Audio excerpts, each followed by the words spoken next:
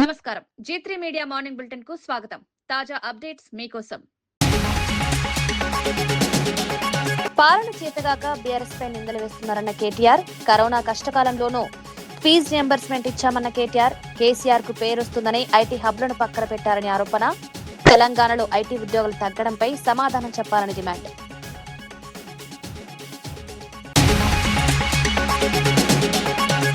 చెరువులు ప్రభుత్వ భూముల పరిరక్షణ కోసమే హైడ్రా అన్న కాంగ్రెస్. తెలంగాణలో కాంగ్రెస్ తెచ్చిన అతిపెద్ద సంస్కరణ హైడ్రా. ప్రభుత్వ భూముల కబ్జాదారులపై హైడ్రా చర్యలు, న్యాయస్థానాలను గౌరవిస్తూ ఆక్రమణలపై చర్యలు చేపడతామన్న కాంగ్రెస్.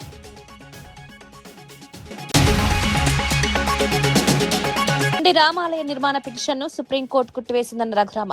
రామాలయ నిర్మాణానికి న్యాయపరమైన అడ్డంకులు తొలగిపోయాయని వ్యాఖ్య. రామాలయ నిర్మాణం వెనుక ఎలాంటి రాజకీయ కుట్ర లేదన్న రఘురామ. సుప్రీంకోర్టు తీర్పును ప్రతి ఒక్కరూ గౌరవించాలని సూచన. విద్యాశాఖ మంత్రి ప్రహ్లాద్ జోషిపై రాహుల్ గాంధీ తీవ్ర విమర్శలు. దేశ విద్యా వ్యవస్థకు ప్రహ్లాద్ జోషి అవమానం. మహిళల భద్రత విషయంలో రాజీపడే ప్రసక్తే లేదు. విద్యాశాఖ బాధ్యతలపై ప్రహ్లాద్ జోషిని నిలదీత.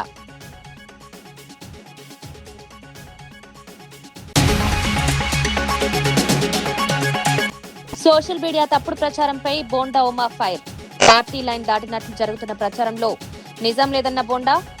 అంబటి రాంబాబును కలవడాన్ని వక్రీకరించి ప్రచారం చేస్తున్నారని ఆరోపణ. పార్టీ నాయకత్వానికి పూర్తి వివరణ ఇచ్చారని స్పష్టం.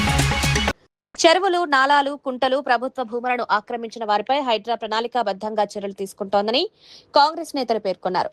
ప్రభుత్వ భూములను ఆక్రమించిన కొందరు కబ్జాదారులు కోర్టు తప్పుదోవ పట్టిస్తూ కంటెంప్ట్ ఆఫ్ కోర్ట్ కేసులు వేస్తున్నారని ఆరోపించారు. తెలంగాణలో కాంగ్రెస్ ప్రభుత్వం తీసుకొచ్చిన అతిపెద్ద సంస్కరణల్లో హైడ్రా ఒకటని తెలిపారు.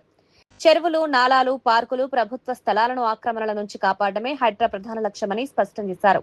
నగరంలో సహజ నీటి ప్రవాహ మార్గాలను పరిరక్షించడం ద్వారా భవిష్యత్తులో వరద సమస్యలు తగ్గించేందుకు చర్యలు చేపడుతున్నట్లు పేర్కొన్నారు. ప్రభుత్వ ఆస్తులను కాపాడే విషయంలో ఎలాంటి ఒత్తిళ్లకు తలగకుండా హైడ్రా పనిచేస్తోందని తెలిపారు. ఆక్రమణలకు పాల్పడిన వారు న్యాయస్థానాలను ఆశ్రయించినప్పటికీ ప్రభుత్వం చట్టపరంగా తన వాదనను వినిపిస్తుందన్నారు. హైడ్రా చర్యల విషయంలో న్యాయస్థానాలపై ప్రభుత్వాన్ని పూర్తి గౌరవం ఉందన్నారు. దొంగలు అంటారు, కబ్జా కోర్లు అంటారు, బీఆర్ఎస్ వాళ్ళు అంటారు.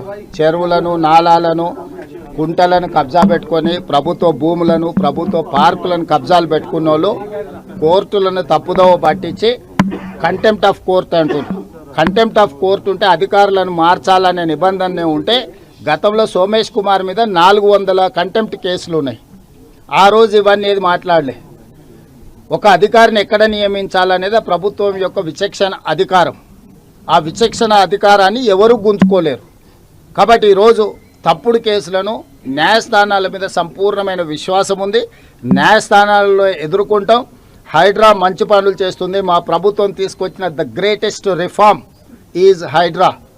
We have protected lakes and nalas and water bodies. So we don't have any issues with Hydraa. We are going to empower Hydraa. Hydraa is one of the best institution. We got appreciation from all over India. Hydraa జాబే ప్రభుత్వ పార్కులను, చెరువులను, కుంటలను, నాలాలను కాపాడడమే. ఆ పని పర్ఫెక్ట్గా చేస్తుంది. ఎక్కడైతే కబ్జాకోరులు తప్పుడు డాక్యుమెంట్లతో కోర్టులను తప్పుదోవ పట్టించి అదేవిధంగా బతుకమ్మ కుంట లాంటి వాటిని కూడా బీఆర్ఎస్ వాళ్ళు కబ్జా పెట్టుకొని దాంట్లో కూడా కంటెంప్ట్ ఆఫ్ కోర్ట్ వేసిండ్రు. దాని పేరే బతుకమ్మ కుంట. ఆ బతుకమ్మ కుంటను ఆక్రమించుకుంటే దాన్ని పునరుద్ధరించిండ్రు. దాని మీద కూడా కోర్టు ఈరోజు కంటెంప్ట్ మూవ్ చేసిండ్రు, కేసు నడుస్తుంది. వీటిని ఏ విధంగా చూడాలి? అదేవిధంగా ముఖ్యమైన ఒక కబ్జా కోర్ 100 ఎకరాల ప్రభుత్వ భూమిని కబ్జా పెట్టుకుంటే ఖాళీ చేయించింది. ఏ విధంగా చూడాలి? సో ఇలాంటి వాళ్ళు కూడా ఈరోజు మీకు కంటెంప్ట్ ఆఫ్ కోర్ట్ అని కేసులు వేసిండ్రు. కాబట్టి దయచేసి హైడ్రాని పని చేయనీయకుండా అడ్డుకోవాలనే కబ్జా కోర్లకు మీరెవరూ సహకరించండి. మీడియాకు కూడా నేను విజ్ఞప్తి చేస్తున్నా. ఈరోజు ఏ భూమి కూడా ఇతరులకు ఇవ్వలే. ప్రభుత్వం తీసుకున్నది చెరువులను, కుంటలను పునరుద్ధరించింది. అది ఆక్రమించుకున్న వాళ్ళు ధనవంతులైనా పేదవాళ్ళైనా ఈరోజు మీకు కన్వెన్షన్ కూలగొట్టారు పేదోళ్ళది. అది డబ్బులు పెట్టి సోషల్ మీడియాలో తప్పుడు ప్రచారం చేసి ప్రభుత్వాన్ని బదనాం చేయాలనే ప్రయత్నం చేస్తుండ్రు. ప్రభుత్వానికి స్పష్టత ఉన్నది. హైడ్రా కార్యాచరణ పట్ల, హైడ్రా నిర్వహిస్తున్న బాధ్యతల పట్ల ఖచ్చితంగా హైకోర్టు ఇచ్చిన ఆదేశాలు ఇంకా నేను పరిశీలించలేదు. ప్రభుత్వ పరంగా సమీక్ష చేస్తాం. తప్పకుండా కోర్టు ఆదేశాలు. కాంగ్రెస్ ప్రభుత్వంపై బీఆర్ఎస్ వర్కింగ్ ప్రెసిడెంట్ కేటీఆర్ తీవ్ర విమర్శలు చేశారు. రాష్ట్రంలో ప్రజా పరిపాలన చేయడం చేతగాక గత బీఆర్ఎస్ ప్రభుత్వంపై నిందలు వేస్తున్నారని మండిపడ్డారు. కరోనా వంటి క్లిష్ట పరిస్థితుల్లోనూ తమ ప్రభుత్వం విద్యార్థులకు ఫీజు రింబర్స్మెంట్ ను క్రమం తప్పకుండా చెల్లించిందని గుర్తు చేశారు. అప్పులు చేసినప్పటికీ వాటితో రాష్ట్రానికి అవసరమైన ఆస్తులు, మౌలిక వస్తువులు సృష్టించడంతో పాటు ఆదాయాన్ని కూడా పెంచామన్నారు. సంపన్న రాష్ట్రంగా తెలంగాణను కాంగ్రెస్ చేతిలో పెడితే ఇప్పుడు సమర్థంగా పాలించలేకపోతోందని విమర్శించారు. ఉమ్మడి జిల్లాలో ఐటీ రంగాన్ని విస్తరించి స్థానిక యువతకు ఉద్యోగావకాశాలు కల్పించేందుకు తమ ప్రభుత్వం ఐటీ హబ్లు నిర్మించిందన్నారు. అయితే ఆ హబ్లను వినియోగిస్తే కేసీఆర్ కు పేరొస్తుందనే కారణంతో ప్రస్తుత ప్రభుత్వం వాటిని పక్కన పెడుతోందని ఆరోపించారు. రాష్ట్రంలో ఐటీ ఉద్యోగాలు తగ్గుతున్న పరిస్థితిపై ముఖ్యమంత్రి రేవంత్ రెడ్డి సమాధానం చెప్పాలని డిమాండ్ చేశారు. శాతగానోడు అసమర్థుడు చదంటారు కదా, చెల్లని నానానికి గీతలు ఎక్కువ, శాతగానోడికి మాటలు ఎక్కువ. మేము అధికారంలోకి వచ్చినప్పుడు 2014లో ఫీజు రింబర్స్మెంట్ బకాయిలు లేవా? It's continuous process brother. Previous year బకాయిలు నెక్స్ట్ ఇయర్ కడతాం, అరియర్స్ అంటారు వాటి. అది కామన్ ప్రాక్టీస్. అది governance is continuous. Governance is an institution. అది వరుసగా ఇప్పుడు మాకు కిరణ్ కుమార్ రెడ్డి ప్రభుత్వం తర్వాత మా గవర్నమెంట్ వచ్చింది, కాంగ్రెస్ ప్రభుత్వం తర్వాత. మరి మాకు లేకుండానే 4,000 కోట్ల బకాయిలు కట్టినమా లేదా? 10 ఏళ్లలో 20,000 కోట్ల బకాయిలు కట్టినాం. ఆర్థిక వ్యవస్థ అతలాకుతలమైన కరోనా వల్ల ఎక్కడ పిల్లలకు బకాయిలు పెట్టి ఇబ్బంది పెట్టలేదు. అదే మీరు మాట్లాడితే గత బకాయిలు ఉంటాయి కదా, పాత కొత్త రోల్ ఓవర్ కాకపోతే ఏమైతాయి? మేము అధికారంలోకి వచ్చిన 72,000 కోట్ల అప్పులతో రాష్ట్రాన్ని మాకు అప్పచెప్పినారు. మేము దిగిపోయినాడు 3,52,000 కోట్లు మొత్తం అప్పు. అందులో తీసేస్తే 72,000 తీస్తే మేము చేసింది 2,80,000 కోట్ల అప్పు. న్యాచురల్గా నీకు వస్తుంది కదా, నెక్స్ట్ ఆస్తి వస్తుంది, అప్పు వస్తుంది. మరి మేము అధికారంలోకి వచ్చినాడు మొదటి నెలలో రాష్ట్ర రెవెన్యూ 4,000 కోట్లు. మేము దిగిపోయినాడు 18,500 కోట్లు. ఆస్తి పెంచాము, అప్పు కూడా కొంత పెరిగింది. కానీ దివ్యమైన రాష్ట్రాన్ని చేతిలో పెడితే నడపడం చేతగాక నోటికొచ్చిన మాగుడు ఇవాళ ఐటీ రంగంలో ఉద్యోగాలు పోతున్నాయి. సమాధానం చెప్తాడా రేవంత్ రెడ్డి? ఎందుకు పోతున్నాయి? ఎందుకు? నీ ప్రభుత్వమే చెప్తుంది కదా, నేను చెప్పడం కాదు. గవర్నర్ అడ్రస్లో, బట్టి విక్రమార్క గారి బడ్జెట్ అడ్రస్లో మీరే చెప్పారు 9,39,000 ఉద్యోగాలు ఉన్నాయని. మరి 9,46,000 నుంచి 9,39,000కు ఎందుకు పడ్డాయి? మీరు ఈ ఐటీ హబ్బులు వాడుకోరు, జిల్లాల్లో మేము కట్టిన వాటిని వినియోగించుకోరు. అవి కేసీఆర్ ఆనవాళ్ళు కాబట్టి జీర్ణించుకోలేరు. మేమేం చేయాలి దాన్ని? హైదరాబాద్ లోని ఖాజాగూడ చెరువు ఆక్రమణలపై ఫిర్యాదులు అందిన తర్వాత హైడ్రా చర్యలు చేపట్టిందని కాంగ్రెస్ నేతలు తెలిపారు. 10 మంది ఎమ్మెల్యేలతో కలిసి ఖాజాగూడ చెరువు పరిధిలో జరిగిన ఆక్రమణలపై ఫిర్యాదు చేసినట్లు వెల్లడించారు. ఫిర్యాదులను పరిశీలించిన హైడ్రా అధికారులు చెరువు పరిధిలో ఉన్న అక్రమ నిర్మాణాలను గుర్తించి తొలగింపు చర్యలు చేపట్టారని పేర్కొన్నారు. ఆక్రమణలను తొలగించిన తర్వాత ప్రస్తుతం చెరువు పునరుద్ధరణ అభివృద్ధి పనులు కొనసాగుతున్నాయని తెలిపారు. చెరువులను కాపాడటం, వాటి అసలు విస్తీర్ణాన్ని పరిరక్షించడం, భవిష్యత్తులో మళ్లీ ఆక్రమణలు జరగకుండా చర్యలు తీసుకోవడమే హైడ్రా లక్ష్యమన్నారు. హైదరాబాద్ లోని చెరువులు, నాలాలు, ప్రభుత్వ భూముల పరిరక్షణకు ప్రభుత్వం ప్రాధాన్యమిస్తోందన్నారు. మరోవైపు హైడ్రాపై నమోదవుతున్న కోర్టు ధిక్కరణ కేసుల విషయంలో న్యాయ వ్యవస్థపై తమకు పూర్తి గౌరవం ఉందని స్పష్టం చేశారు. ఒక లేక్ డెవలప్మెంట్ లాగా చేస్తున్నారు. Contempt of cases different. Government పైన ఈరోజు కంటెంప్ట్ ఆఫ్ కేసెస్ గురించి గవర్నమెంట్ పైన మాట్లాడుతుంది. కంటెంప్ట్ ఆఫ్ కోర్ట్ అనేది నిజంగా కోర్టు జడ్జి ఏది చెప్పినా కానీ న్యాయస్థానం పైన నమ్మకం ఉన్నది. దాంట్లో మనకు ఆప్షన్ ఉంది. డిస్ట్రిక్ట్ కోర్టులో ఓడిపోతే హైకోర్టుకి పోవచ్చు, సింగిల్ బెంచ్లో ఓడిపోతే డబుల్ బెంచ్కి పోవచ్చు, డబుల్ బెంచ్లో ఓడిపోతే మనకు సుప్రీంకోర్టు కూడా ఉన్నది. సో అల్టిమేట్ సుప్రీంకోర్టు వరకు ఉన్నది ఆప్షన్. కాబట్టి న్యాయస్థానం ఏదైతే మనది ఉన్నదో దాని ప్రకారం. కేంద్ర విద్యాశాఖ మంత్రి ప్రహ్లాద్ జోషిపై కాంగ్రెస్ నేత రాహుల్ గాంధీ తీవ్ర వ్యాఖ్యలు చేశారు. మహిళలపై లైంగిక నేరాలకు పాల్పడిన వారిని రక్షించే వ్యక్తి విద్యాశాఖ బాధ్యతలు నిర్వహించడం సరికాదంటూ సోషల్ మీడియా వేదికగా విమర్శించారు. ప్రహ్లాద్ జోషిపై తీవ్ర పదజాలంతో స్పందించిన రాహుల్ దేశ విద్యా వ్యవస్థకు, ప్రతి విద్యార్థికి ఆయన అవమానకరమని వ్యాఖ్యానించారు. కోట్లాది మంది యువతులు చదువుతున్న విద్యా సంస్థలకు సంబంధించిన శాఖ ఆయన ఆధీనంలో ఉండటాన్ని భారత మహిళలు అంగీకరించారని పేర్కొన్నారు. అంతకుముందు కాంగ్రెస్ ఎంపీ ప్రియాంక గాంధీ చేసిన ఆరోపణలను ప్రహ్లాద్ జోషి ఖండించిన నేపథ్యంలో రాహుల్ గాంధీ ఈ వ్యాఖ్యలు చేశారు. కేంద్ర ప్రభుత్వంలో కీలక బాధ్యత నిర్వహించే వ్యక్తుల విషయంలో జవాబుదారీతనం ఉండాలని కాంగ్రెస్ డిమాండ్ చేస్తోంది. Something to think about is the Education Minister of India, who after all these young people were protesting about the education system, and so many girls are protesting, they've been beaten, they've been thrashed. The BJP puts a man who is a defender of rapists. That's the most filthy type of man. There can be no filthier man than somebody who says that rapists need protection. That is the Education Minister of India today. It's strange. It's a strange reaction from the Prime Minister that there are so many people in his cabinet. He could have chosen any one of them, but he chooses a person who protects rapists. It's quite amazing.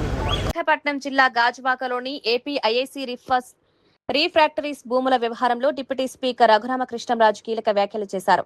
సంబంధిత భూములను ప్రభుత్వం స్వాధీనం చేసుకునే దిశగా చర్యలు చేపడుతున్నట్లు వెల్లడించారు. ఈ అంశంపై అసెంబ్లీ పిటిషన్స్ కమిటీ ప్రత్యేకంగా సమావేశమై పరిస్థితిని సమీక్షించింది. సమావేశంలో ఎమ్మెల్యేలు పల్లా శ్రీనివాసరావు, కొనతాల రామకృష్ణతో పాటు సంబంధిత అధికారులు పాల్గొన్నారు. ఏపీ ఐఐసి రీఫ్రాక్టరీస్ భూముల ప్రస్తుత పరిస్థితి, వాటికి సంబంధించిన వివాదాలు, ప్రభుత్వానికి ఉన్న అవకాశాలపై కమిటీ చర్చించింది. ప్రభుత్వ ఆస్తులను పరిరక్షించడంతో పాటు భూముల విషయంలో చట్టపరంగా ముందుకు వెళ్లేందుకు అవసరమైన చర్యలు పరిశీలిస్తున్నట్లు రఘురామకృష్ణరాజు తెలిపారు. ఇదే సమావేశంలో విశాఖ స్టీల్ ప్లాంట్ నిర్వాసిత కుటుంబాలు ఎదుర్కొంటున్న ఆర్కాడ్ సమస్యలపైన చర్చించారు. నిర్వాసితులకు సంబంధించిన సమస్యలను పరిష్కరించేందుకు సంబంధిత శాఖల నుంచి వివరాలు తెలుసుకున్నట్లు తెలిపారు. పెండింగ్ సమస్యలకు సాధ్యమైనంత త్వరగా పరిష్కారం చూపేలా పిటిషన్ కమిటీ పనిచేస్తోందని పేర్కొన్నారు. విశాఖపట్నంలో స్టీల్ ప్లాంట్ రీహాబిలిటేషన్ కార్డ్స్కు సంబంధించి ఏపీ రిఫ్రాక్టరీస్కి గతంలో ఇచ్చిన 174 ఎకరాల స్థలం 22A సమస్యల మీద సుదీర్ఘంగా చర్చ జరిగింది. ముఖ్యంగా ఏపీఐఐసి ఇండస్ట్రీస్ డిపార్ట్మెంట్ వారితో చర్చ జరిగింది. గాజువాక నియోజకవర్గంలో అగనంపూడి హైవేకి ఆనుకొని 173 ఎకరాలు రిఫ్రాక్టరీస్ ల్యాండ్ ఉందండి. అంటే ఇది 1991లో ఏపీఐఐసి వారు, అప్పుడు ఐడీసీ అనేవారు, వాళ్ళు ఏం చేశారంటే ఒక రిఫ్రాక్టరీ కంపెనీకి ఇవ్వడం జరిగింది. వారు ఒక 3-4 ఇయర్స్ రన్ చేసిన తర్వాత ఆ యూనిట్ నాన్ పెర్ఫార్మింగ్ ఎసెట్ కింద ఎన్పిఏ కింద కన్వర్ట్ అయిపోయిన తర్వాత ఆ ల్యాండ్ అంతా కూడా విడిచిపెట్టి వెళ్ళిపోయారు. కొంత డబ్బులు లోన్ ఉంది దానిపైన, ఒక 19 కోట్లు లోన్ తీసుకున్నారు ఆ రోజుకి అని చెప్పేసి ఉంది. ఆ తర్వాత ఆ లోన్ పైన 45 కోట్లకి ఎవరో థర్డ్ పార్టీకి ఇచ్చినట్టుగా వినికిడి ఉంది. కానీ ఆ విలువ, ఆ ల్యాండ్ విలువ 2000 కోట్ల పైన ఉంటుందన్నమాట. త్వరితగతిన బ్యాంకర్స్తో మాట్లాడి, ఎందుకంటే ఆ కొనుక్కున్నటువంటి వారు ఎవరో నాన్ పెర్ఫార్మింగ్ ఎసెట్ని వాళ్ళు టేక్ ఓవర్ చేసి ఆ గవర్నమెంట్ దగ్గరికి వచ్చేటప్పుడు దానికి ఏపీఐసికి సంబంధించింది కనుక ఇది ఎన్ఓసి ఇవ్వనని చెప్పేసి అడ్డుపెట్టడం కూడా జరిగిందని విషయం మరి తెలిసింది. అందుకనే గవర్నమెంట్కి చేతికి వచ్చేటట్టుగా చేయాలనేది మా యొక్క అభిప్రాయం. అయితే అక్కడ 175 ఎకరాలు సుమారు 2000 కోట్లు విలువ చేసేటువంటి ల్యాండ్ని మనం మంచి ఐటీ కంపెనీస్ ఏదైనా డెవలప్ చేస్తే బాగుంటుంది అన్నది మా ఉద్దేశం అండి. దీంతో పాటు ఆర్కాడ్ 1200 వరకు డౌట్ఫుల్ కార్డ్స్ ఉన్నాయని చెప్పారు. మరి పిటిషన్ కమిటీ దృష్టికి తీసుకొచ్చి ఆ కార్డ్స్ కూడా రెగ్యులేట్ చేయాల్సిందిగా కోరుచున్నామండి. పశ్చిమ గోదావరి జిల్లా ఉండి నియోజకవర్గంలో రామాలయం నిర్మాణానికి సంబంధించిన న్యాయ వివాదంపై ఏపీ డిప్యూటీ స్పీకర్ రఘురామకృష్ణంరాజు స్పందించారు. రామాలయం నిర్మాణాన్ని వ్యతిరేకిస్తూ దాఖలైన పిటిషన్ను సుప్రీంకోర్టు కొట్టివేసిందని తెలిపారు. ఈ వ్యవహారంలో హైకోర్టు ఇచ్చిన ఆదేశాల్లో జోక్యం చేసుకునేందుకు సర్వోన్నత న్యాయస్థానం నిరాకరించిందని వెల్లడించారు. దీంతో ఆలయ నిర్మాణానికి సంబంధించిన న్యాయపరమైన అంశంలో స్పష్టత వచ్చిందని పేర్కొన్నారు. రామాలయం నిర్మాణం వెనుక ఎలాంటి రాజకీయ కుట్ర లేదని రఘురామకృష్ణరాజు స్పష్టం చేశారు. దీన్ని రాజకీయ కోణంలో చూపించే ప్రయత్నాలు సరికాదన్నారు. స్థానిక ప్రజల ఆకాంక్షలు, ఆధ్యాత్మిక విశ్వాసాలకు అనుగుణంగానే ఆలయ నిర్మాణ కార్యక్రమం జరుగుతోందని పేర్కొన్నారు. న్యాయస్థానాల తీర్పులను ప్రతి ఒక్కరూ గౌరవించాలని సూచించారు. ఆలయ నిర్మాణంపై అనవసర వివాదాలు సృష్టించకుండా అభివృద్ధికి సహకరించాలని కోరారు. సుప్రీంకోర్టు నిర్ణయం తర్వాత ఆలయ నిర్మాణానికి సంబంధించిన తదుపరి కార్యక్రమాలు నిబంధనలకు అనుగుణంగా కొనసాగుతాయని తెలిపారు. కోర్టుకి గతంలో హైకోర్టులో జరిగిన విషయాలు తెలీదు.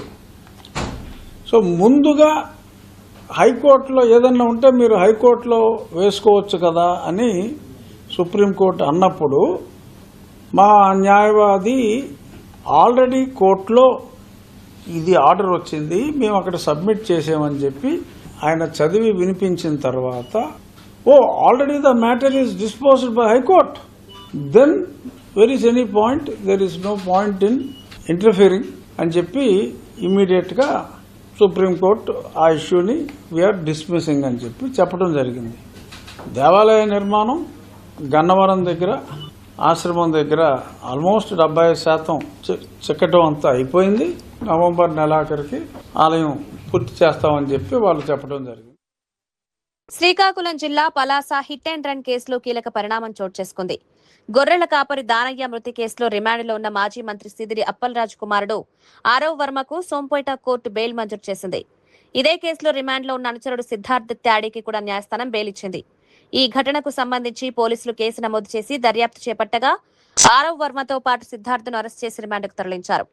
అనంతరం ఇద్దరు బెయిల్ కోరుతూ న్యాయస్థానాన్ని ఆశ్రయించడంతో విచారణ జరిపిన కోర్టు బెయిల్ మంజూరు చేసింది. మరోవైపు ఇదే కేసుకు సంబంధించి మాజీ మంత్రి సిదిరి అప్పలరాజు దాఖలు చేసిన బెయిల్ పిటిషన్పై విచారణ పూర్తయింది. అయితే ఆయన పిటిషన్పై తీర్పును న్యాయస్థానం రిజర్వ్లో ఉంచింది. దీంతో అప్పలరాజు బెయిల్ విషయంలో కోర్టు ఎలాంటి నిర్ణయం వెల్లడిస్తుందని ఆసక్తికరంగా మారింది.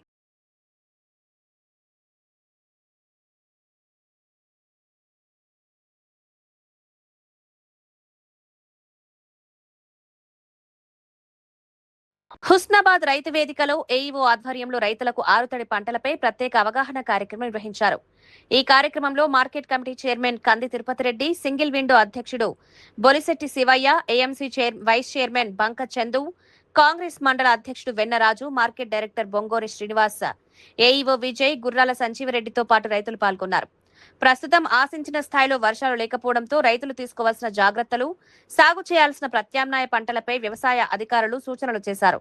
తక్కువ నీటితో సాగు చేయగల ఆరుతడి పంటలకు ప్రాధాన్యం ఇవ్వాలని రైతులకు వివరించారు. కందులు, నువ్వులతో పాటు 9 రకాల విత్తనాలు, వివిధ కూరగాయల గింజలను రైతులకు అందించేందుకు ప్రత్యేక స్టాల్ ఏర్పాటు చేశారు. ఈ విత్తనాలు 3 రోజుల పాటు రైతులకు అందుబాటులో ఉంటాయని నిర్వాహకులు తెలిపారు. వర్షాభావ పరిస్థితులను దృష్టిలో పెట్టుకుని వ్యవసాయ అధికారుల సూచనలను పాటించాలని కోరారు. అధికారులు కూడా ఉన్నారు కాబట్టి వారి సూచనలు పాటించి మీరు ఇక్కడ విత్తనాలు కొనుగోలు చేయాలి. తప్పకుండా ఈ అవకాశాన్ని వినియోగపరచుకోవాలని మేము రైతు సోదరులకు విజ్ఞప్తి చేస్తున్నాం. అభిమానులు, యాంటీ ఫ్యాన్స్ మధ్య జరిగే గొడవలు, సోషల్ మీడియా ట్రోలింగ్ పై సినీ నటుడు అల్లు అర్జున్ కీలక వ్యాఖ్యలు చేశారు. అనవసరమైన గొడవలను పక్కన పెట్టి ప్రతి ఒక్కరూ తమ విలువైన సమయం, శక్తిని కాపాడుకోవాలని సూచించారు. ప్రతి వ్యక్తికి 100% ఎనర్జీ మాత్రమే ఉంటుందని, దానిని ద్వేషం, ట్రోలింగ్, నెగిటివిటీ కోసం వృధా చేసుకోవద్దని చెప్పారు. మనకు నచ్చని విషయాలు, నచ్చని హీరోల గురించి నిరంతరం విమర్శలు చేస్తూ సమయాన్ని వృధా చేసుకోవడం కంటే వాటిని పట్టించుకోకుండా ఉండడం మంచిదన్నారు. మనసుకు నచ్చిన పనులు చేసుకుంటూ ఇష్టమైన సినిమాలు చూస్తూ జీవితాన్ని ఆస్వాదించాలని సూచించారు. సోషల్ మీడియాలో ఇతరులను విమర్శించడం, అభిమాన సంఘాల పేరుతో గొడవలకు దిగడం వల్ల ఎవరికీ ప్రయోజనం ఉండదని అభిప్రాయపడ్డారు. నెగిటివ్ ఆలోచనలను పక్కన పెట్టి పాజిటివ్ ఎనర్జీతో ముందుకు సాగాలని అభిమానులకు పిలుపునిచ్చారు. జీవితంలో మనకు లభించే సమయాన్ని మంచి పనులకు ఉపయోగించుకోవాలన్నారు. అభిమానంతో పాటు ఇతరుల అభిప్రాయాలను గౌరవించే సంస్కృతి కూడా ఉండాలని అల్లు అర్జున్ సందేశం ఇచ్చారు.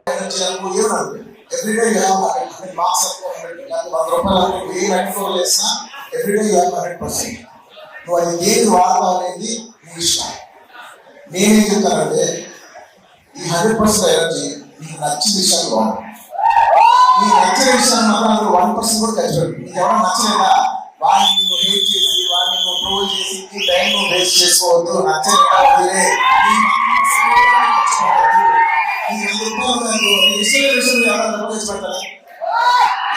వదిలే ఖర్చుపెట్టు. నీకు నచ్చిన పని చేసుకోండి. నీకు నచ్చిన ఒక అమ్మాయి ఇంటి ఎంజాయ్ చేస్తావు అంతే తప్ప నేను అడిగేదల్లా ఏంటంటే please don't. It's beautiful energy. అందరూ కరెక్ట్ బ్యూటిఫుల్ ఎనర్జీ.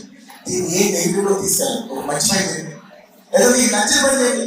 ఒక అమ్మాయి సినిమా వెళ్ళండి, మీరు ఎంజాయ్ చేయాలి. అంత విషయాలు మీరు ఎంజాయ్ చేయొచ్చు, మీరు ఎంజాయ్ చేయాలి. కానీ ఒక అనవసరమైన హేట్రెడ్ లో, అనవసరమైన నెగిటివ్ దాంట్లో మాత్రం మీరు ఎప్పుడు ఎంజాయ్ చేయాలి. రిక్వెస్ట్ చేస్తున్నాను, మీ టైం చాలా వాల్యుబుల్. ఈ టైం ఎనర్జీ చాలా వాల్యుబుల్. మీకు నచ్చిన విషయం మీద మీరు ఖర్చు పెట్టుకోండి. చదువుకోండి, కూడా చేస్తుంది. మీకు నచ్చిన విషయం మీరు ఖర్చు పెట్టండి. That's all I want to say. Thank you so much.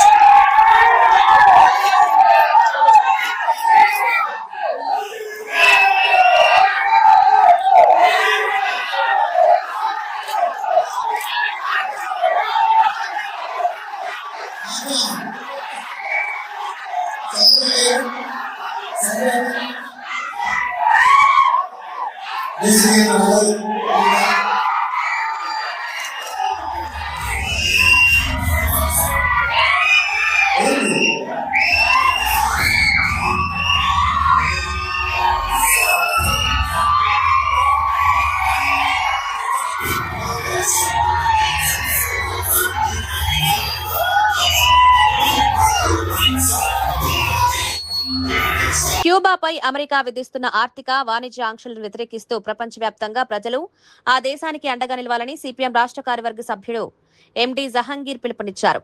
ఆలేరులోని TNGOs భవనంలో ఆలేరు అధ్యయన వేదిక ఆధ్వర్యంలో అమెరికా సామ్రాజ్యవాదాన్ని ప్రతిఘటిద్దాం, క్యూబాకు అండగా నిలబడదామనే అంశంపై సెమినార్ నిర్వహించారు. మొరగాడి రమేష్ అధ్యక్షతన జరిగిన కార్యక్రమానికి జహంగీర్ ముఖ్య అతిథిగా హాజరయ్యారు. దశాబ్దాలుగా క్యూబాపై అమెరికా విధిస్తున్న ఆర్థిక వాణిజ్య ఆంక్షలు ఆ దేశ అభివృద్ధికి ఆటంకంగా మారాయని విమర్శించారు. ఎన్ని ఒత్తిళ్లు ఎదురైనా ఆత్మగౌరవంతో సోషలిస్టు విధానాలతో ముందుకు సాగుతున్న క్యూబా పోరాటం ప్రపంచానికి ఆదర్శమని పేర్కొన్నారు. సెమినార్లో పాల్గొన్న వామపక్ష పార్టీల నేతలు అమెరికా ఆధిపత్య విధానాలను వ్యతిరేకించాలని ప్రజలకు పిలుపునిచ్చారు. క్యూబా ప్రజలకు సంఘీభావం ప్రకటించడంతో పాటు వారికి మద్దతుగా నిధులు సేకరించాలని కోరారు. మరి చిన్న జనాభా ఉన్నటువంటి విస్తారమైనటువంటి భూభాగం కన్నా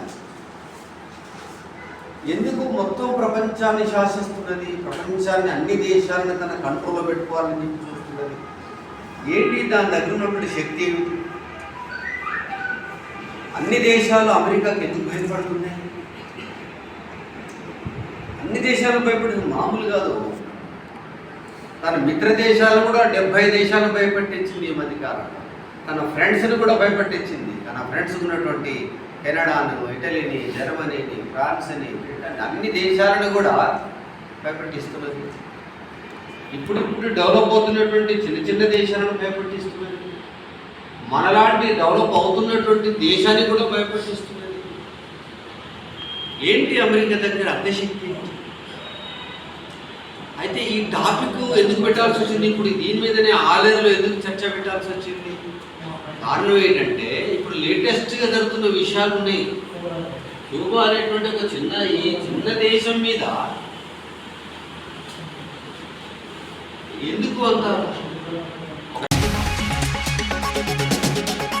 పాలన చేతగాక బీఆర్ఎస్ పై నిందలు వేస్తున్నారన్న కేటీఆర్, కరోనా కష్టకాలంలోనూ ఫీజు రియంబర్స్మెంట్ ఇచ్చామన్న కేటీఆర్, కేసీఆర్ కు పేరొస్తుందని ఐటీ హబ్లను పక్కన పెట్టారని ఆరోపణ. తెలంగాణలో ఐటీ ఉద్యోగులు తగ్గడంపై సమాధానం చెప్పాలని డిమాండ్.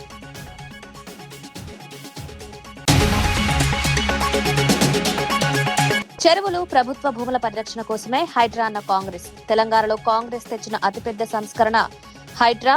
ప్రభుత్వ భూముల కబ్జాదారులపై హైడ్రా చర్యలు, న్యాయస్థానాలను గౌరవిస్తూ ఆక్రమణలపై చర్యలు చేపడతామన్న కాంగ్రెస్.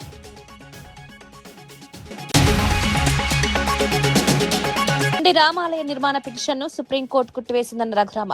రామాలయ నిర్మాణానికి న్యాయపరమైన అడ్డంకులు తొలగిపోయాయని వ్యాఖ్య.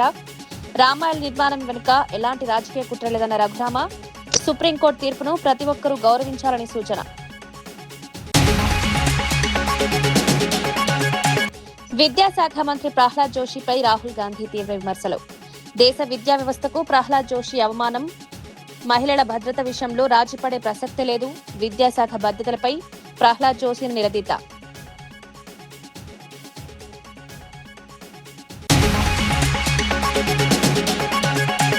సోషల్ మీడియా తప్పుడు ప్రచారంపై Bonda Uma fire. Party line దాటినట్లు జరుగుతున్న ప్రచారంలో నిజం లేదన్న బోండా. అంబటి రాంబాబును కలవడాన్ని వక్రీకరించి ప్రచారం చేస్తున్నారని ఆరోపణ. పార్టీ నాయకత్వానికి పూర్తి వివరణ ఇచ్చారని స్పష్టం.